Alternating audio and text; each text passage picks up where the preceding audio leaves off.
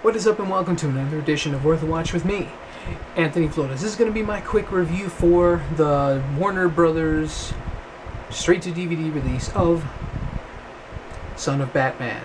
Yes, it's the latest and supposed greatest DC animated universe movie. We all know that these movies are pretty legit. They're actually very well performed by voice acting, very well in terms of story, the direction, and most of the time writing is actually pretty top notch.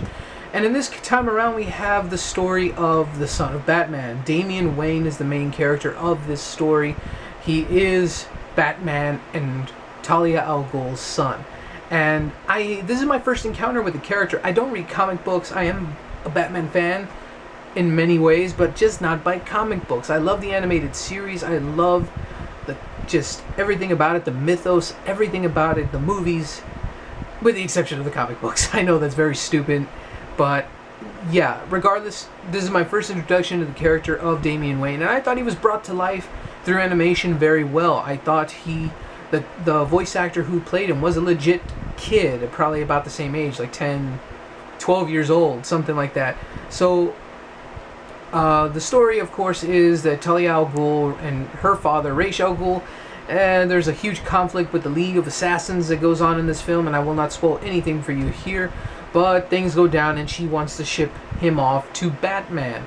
She wants to ship off her own son, and there is obviously a clash. The League of Assassins, by many ways, is just that. Assassins. They kill people.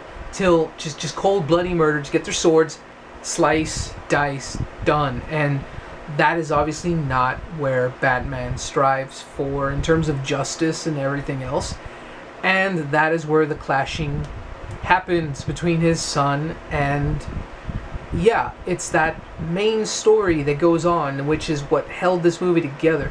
But outside of that, from what I heard, is that they actually kind of went off the comic book or graphic novel. They kind of just went off of it quite a bit.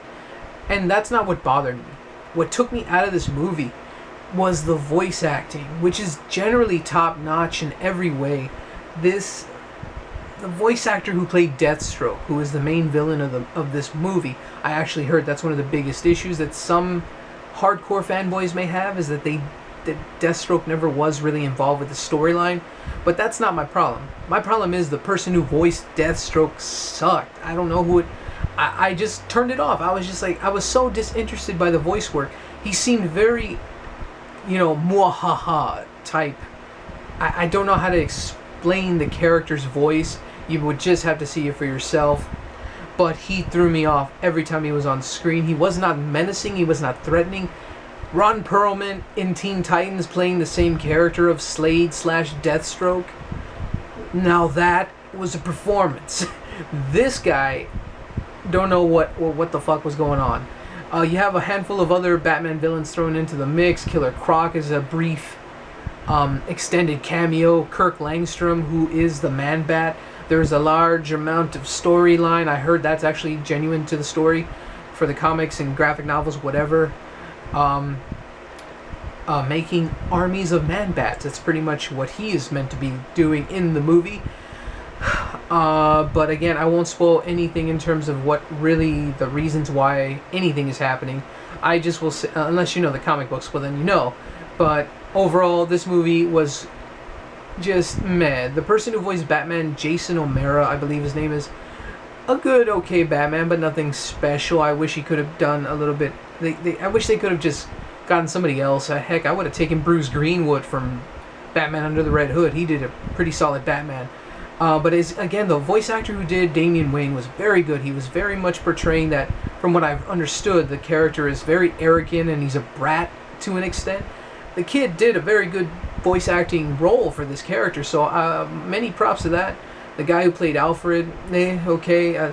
Everything was just to okay with the voice acting, and that's where I'm shocked this movie dropped the ball, because they're so good with finding good actors or voice actors to voice all these characters, and I felt that's what killed this movie for me. Every time, especially when Slade came on screen, I just kind of like, I can't take you seriously, guy. Your voice is just so off and very light in tone for the seriousness that they're going for when it came to a lot of the bloody battles. The good things I can say, A lot of good action, some decent voice work was in there. The writing was not actually that bad, and yeah, just the whole design as well. The animation was very top notch as usual for these type of movies. But that voice work just killed it for me, and I wish I could do a better rating for it, but a 5.5 out of 10. It was okay. If you're a true diehard Batman fan, you will definitely still want to see it. You may enjoy the action, and you may not give a shit about the voiceover work, but that's just me, and just take my opinion with a grain of salt. So that is my review of Son of Batman. I hope you enjoyed it.